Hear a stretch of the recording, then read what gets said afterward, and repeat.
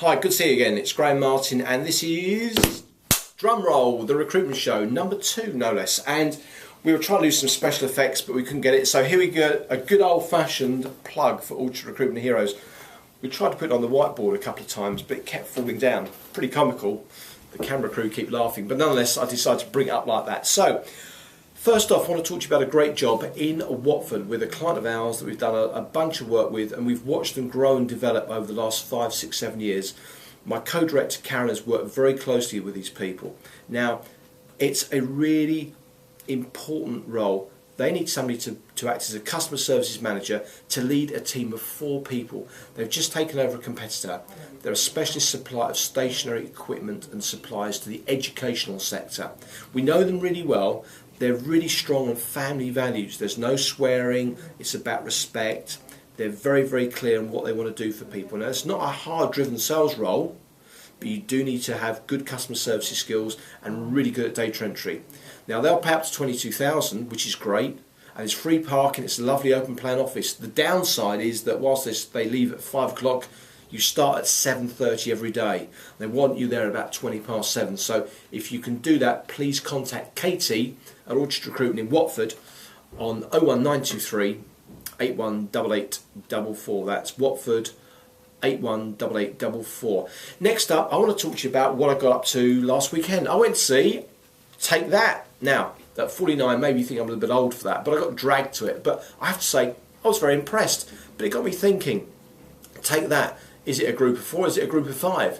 Is it Gary, Mark, Jason, Howard and Robbie, or is Robbie one of them? Now, as an employer, when you're thinking about your teams, we all like a Robbie, don't we? The guy, the girl that comes in, that's a bit of a superstar, a bit of a character. But you know, sometimes those people can be more trouble than they're worth. I have to say, when I watched the concert, Robbie Williams was just awesome. I kind of felt a bit sorry for the other guys because they were really basking in his shadow.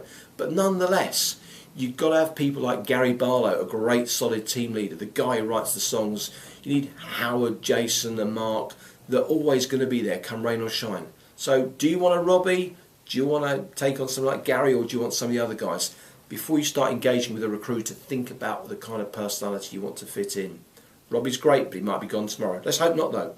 Anyway, next up, I want to talk to you about a candidate that is looking to stay within the catering and restaurant sector. This is a guy who actually came to work for us in our Watford office for about 9 months because he wanted to get us some experience from the other side of the desk and actually to recruit in that sector. But he's got over 10 years experience working for hotels, restaurants, catering establishments. He's got all the qualifications you can think of. This guy's a really hard worker, just been made redundant, terrific reference from his last employer. Last company went down the tubes, he wasn't shipped out because he was no good. This is a really good guy. He'll work 24/7, he's got a car, he's looking for about 18 to 20,000. I still can't believe what great value these people are in that particular sector. Again, he's based out of Watford branch. If you're interested in talking to us about that, speak to Stavros. Again, it's Watford 01923 818877 this time. Last up, a top tip. I had a contact from somebody, and I said in the last one, please ask me any questions. It was about CVs. How long should a CV be? Now, as an employer, as a recruiter, I like to see things on less than 2 pages. Any more than that, I just get a bit bored. So the challenge is to make sure that your CV you can get on 2 pages, no more. And please, no fancy fonts. Don't show how great you are with PowerPoint. We just want to know the basic facts.